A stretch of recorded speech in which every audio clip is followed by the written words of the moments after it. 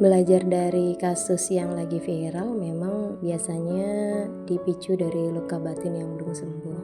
Bisa jadi karena merasa kurang dihargai, takut kehilangan, atau masih mencari validasi dari orang lain. Pembelajaran jiwanya itu ya seputar mencintai dengan dewasa, tidak menyakiti demi memuaskan ego, dan perlunya menyembuhkan dari kekosongan diri, bukan dari orang lain. Yang perlu dicermati itu adalah energi yang dibangun dari kebohongan dan ketidaktulusan itu biasanya tidak akan membawa kedamaian, apalagi dalam jangka panjang. Meskipun hidupnya terlihat sempurna ataupun kayaknya beruntung banget, tapi sebenarnya nggak seperti itu. Kita bisa melihat penderitaannya dari dalam. Yang akhirnya terpancar adalah kekosongan batin yang tidak disadari. Pasti merasa tidak utuh, tidak cukup, dan tidak bernilai.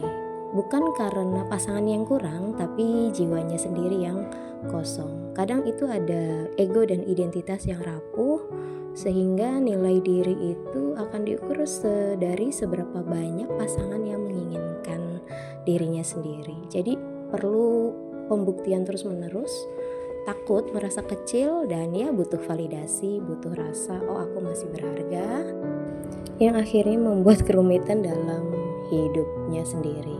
Tapi secara umum jiwa yang utuh itu tidak rakus akan cinta karena ia sudah merasa cukup di dalam.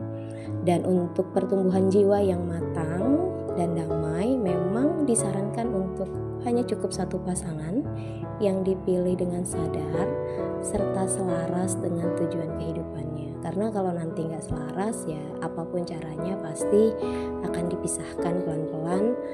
Dan akhirnya jiwa itu perlu bertumbuh lewat kedalaman, bukan dari seberapa banyak, tapi dari sejauh mana jiwa ini setia melatih kemampuan tertingginya dalam menaklukkan ego, mengelola hasrat, membangun kesadaran, dan memperdalam cinta tanpa ilusi. Itu sih, terima kasih.